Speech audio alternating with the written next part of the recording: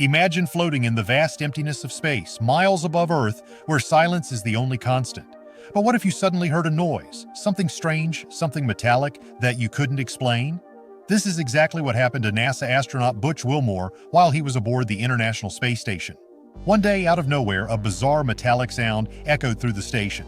Wilmore described it as something he'd never heard before, like the creaking of metal under pressure coming from the outside of the station near the Russian segment.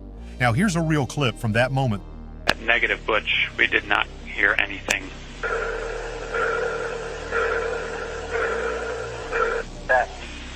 All right, Butch, that one came through. It was kind of like a pulsing noise, almost like a sonar ping.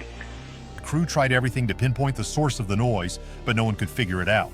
Was it a loose panel, space debris, or something else entirely? Despite their best efforts, the mystery remains unsolved to this day.